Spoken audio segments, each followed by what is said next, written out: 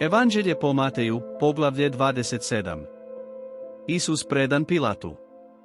Kad je osvanuo dan, zaključiše svi glavari svećenički i starješine narodne da ubiju Isusa. Odvedoše ga svezana i predadoše ga upravitelju Pilatu. Judi na smrt. Kad vidje njegov izdajnik Đuda, da ga usudiše, pokaja se. Donese natrag 30 srebrnjaka glavarima svećeničkim i starješinama. I reče, sagriješio sam. Izdao sam krv nedužnu. Oni odgovoriše, što nas je briga za to? To je tvoja stvar. Tada baci srebrnjake u hram, otide i objesi se o užetu. Glavari svećenički digoše srebrnjake i rekoše, ne smije se metnuti u hramsko blago, jer je krv. Zaključiše da za njih kupe Lončarovu njivu za groblje strancima. Zato se zove ona njiva do današnjega dana krvna njiva. Tako se ispuni riječ proroka Jeremije, uzeše 30 srebrnjaka, cijenu procijenjenoga, koga procijeniše sinovi Izraelovi. I dadoše ih za Lončarovu njivu. Tako mi naloži Gospodin. Pred Pilatom. Isus bi predveden upravitelju. Upravitelj ga zapita, jesi li ti kralj židovski? Isus odgovori, ti kažeš. Ali na tužbe glavara svećeničkih i starješina ne odvrati ništa. Tada mu reče Pilat, ne čuješ li, što sve protiv tebe svjedoče? Ali mu on ne odgovori ni na jedno pitanje, tako da se je upravitelj vrlo čudio. O blagdanu običavao je upravitelj pustiti narodu jednoga sužnja, koga bi oni htjeli.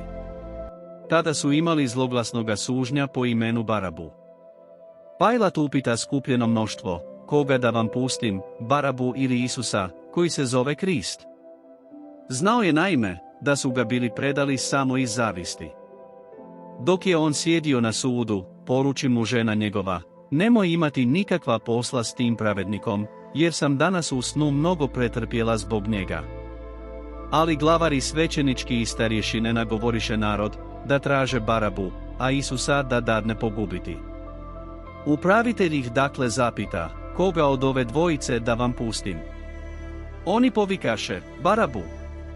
Pilat im reče, što ću tada činiti s Isusom, koji se zove Krist? Svi povikaše, neka se razapne. Upravitelj upita, a što je zlo učinio? Tada oni povikaše još jače, neka se razapne. Pilat vidje, da ništa ne postiže, i da je buka postajala sve veća. On dade sebi dodati vode i opra ruke svoje pred narodom govoreći, ja sam nedužan u krvi ovoga pravednika. Vi ćete vidjeti. Tada povika sav narod, krv njegova neka dođe na nas i na djecu našu. Sada im pusti Barabu. A Isusa dade bičevati i predade ga onda da se razapne. Trnova kruna. Potom vojnici upraviteljevi odvedoše Isusa u sudnicu i skupiše oko njega cijelu četu. Svukoše s njega haljine i obnuše mu skrletnu kabanicu. Tada opletoše vijenac od trnja, metnuše mu ga na glavu i dadoše mu trsku u desnicu. Onda su pregibali koljeno pred njim i rugali mu se govoreći, zdravo, kralju židovski. Pritom bi pljuvali na njega, uzeli bi trsku i udarali ga njom po glavi. Pošto su mu se bili tako narugali, svukoše s njega kabanicu i obukoše ga opet u haljine njegove. Tada ga izvedoše, da ga razapnu. Raspeće.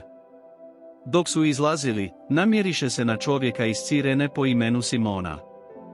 Njega natjeraše, da mu ponese križ. Tako stigoše na mjesto, koje se zove Golgota, kosturnica. On mu dadoše vino pomiješano žučem. On okusi to, ali ne htjede piti. Tada ga pribiše na križ i razdijeliše kokom među se haljine njegove. Onda su sjeli i čuvali ga.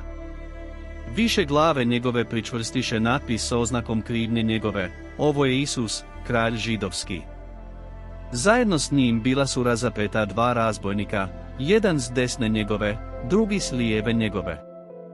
Koji su prolazili, hulili su na njega, mahali glavom svojom.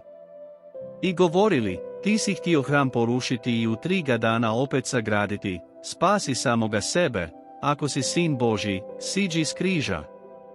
Isto su se tako rugali i glavari svećenički s književnicima i starješinama i govorili: drugima je pomogao, sebi samomu ne može pomoći. Ako je kralj Izraelov, neka siđe sad s križa, i vjerovat ćemo u njega. On se je uzdao u Boga, neka ga sad izbavi, ako mu je po volji, jer je govorio: ja sam si Božji. Tako isto rugali mu se i razbojnici, koji su bili razapeti s njim. Isusova smrt. Od 6. do 9. ure nastade tema po svoj zemlji. Oko 9. ure povika Isus iza glasa: Eli, Eli, lama sabaktani, to jest: Bože moj, zašto si me ostavio? Neki od onih, što su stajali ondje, čuli su to i rekli: zove Iliju. Odmah otrča jedan od njih, napuni spužvu octa, natakne je na trsku i dade mu da pije. Drugi su rekli: navidimo, hoće li doći Ilija, da ga spasi. Opet povika Isus iza glasa, tada ispusti duh svoj. Tada se zavjesa hramska razdera na dvoje odozgo do dolje, zemlja se potrese, haridine se raspuknuše. Grobovi se otvoriše, i mnoga tijelesa svetih, koji su bili preminuli, uskrsnuše. Oni izađoše iz grobova po ukrsnuću njegovu, uđoše u sveti grad i pokazaše se mnogima.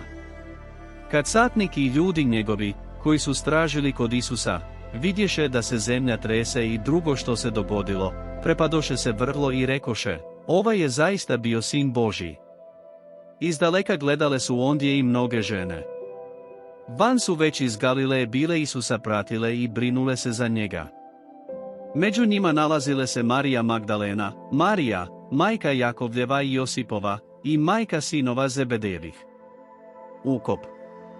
Uveče dođe čovjek bogat iz Arimateje po imenu Josip, koji je bio učenik Isusov. On otide k Pilatu i zamoli za tijelo Isusovo, Pilat mu dade predati tijelo. Kad Josip uze tijelo, zavi ga u laneno platno čisto. I položi ga u novi svoj grob, što ga je bio dao sebi isjeći u haridini. Pred ulaz u grob navali velik rimin i otide. A Marija Magdalena i druga Marija ostadoše ondje i sjedoše naprema grobu. Straža na grobu. Drugi dan, koji je iza priprave, skupiše se glavari svećenički i farizeji kod Pilata. I rekoše: Gospodaru, sjećamo se, da je ovaj varalica rekao za života svojega: poslije 3 dana uskrsnuću. Zato daj, da se čuva grob do 3. dana. Inače bi mogli doći učenici njegovi ukrasti ga i onda narodu reći: on je uskrsnuo od mrtvih. Tada bi posljednja prijevara bila još gora od prve. Pilat im reče: imate stražu. Idite i čuvajte grob, kako znate. Oni odoše, osiguraše grob zapečativši kamen i postavivši stražu.